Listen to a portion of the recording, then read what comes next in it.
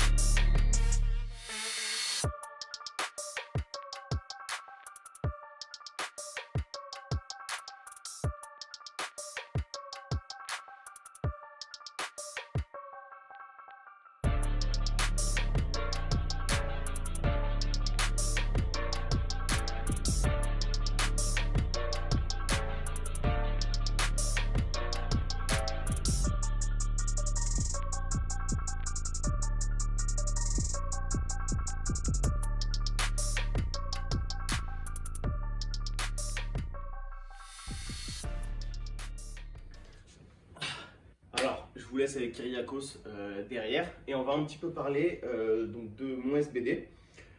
Donc là, c'était la fin de bloc, du moins sur le SBD. Donc là, j'ai une autre énorme séance de squat deadlift en fin de semaine. Donc samedi, là on est mardi, il me semble, ouais c'est ça. Non, on est mercredi. Donc on verra comment ça bouge ce squat deadlift de samedi. Je suis assez confiant. Bizarrement, j'ai pas énormément de contre-coups. Je sens un peu de fatigue, mais j'ai pas énormément de contre-coups de ma séance d'hier. Pourtant, elle était extrêmement dure. Vraiment, ça m'a vraiment éclaté. Alors, sur le squat, là, l'objectif de mon coach, c'était vraiment de voir jusqu'où en fait ma technique allait se dégrader et jusqu'où j'allais avoir une cassure pour savoir en fait ce que je peux encaisser. Là, sur le squat, 5 x 3 à 165, ça m'a détruit physiquement, c'était super dur. Et même là, avec le recul, je ne sais même pas comment je l'ai passé parce que c'était vraiment dur en fait. Sur chaque série, j'ai dû me motiver à fond. J'ai dû y aller vraiment je ne saurais pas dire, énergique on va dire.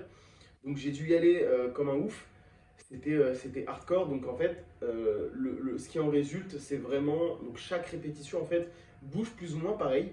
Mais on voit quand même pas mal de dégradation technique, hein, même si moi je trouve qu'il y a beaucoup plus de dégradation technique que ce qu'on voit. Mais voilà, j'ai vraiment l'impression que ça s'est énormément dégradé. Sur le bench, comme vous avez pu le voir, en fait mes pieds glissaient toutes les reps tout le long du bench, donc ça m'a gonflé. Surtout que ça m'a fait chier parce que je pense que ça a faussé le RPE que j'aurais pu mettre vraiment plus lourd. Donc ça m'a vraiment fait chier sur ce point. Le 5x5 à 102 est vraiment bien passé. Maintenant, voilà, c'est très casse-couille que mes pieds aient glissé. Ça avait arrêté de glisser, mais bon, voilà, ça s'est remis à glisser. J'ai pas grand-chose à dire là-dessus. Ça a niqué ma technique selon moi, ça m'a fait vraiment chier.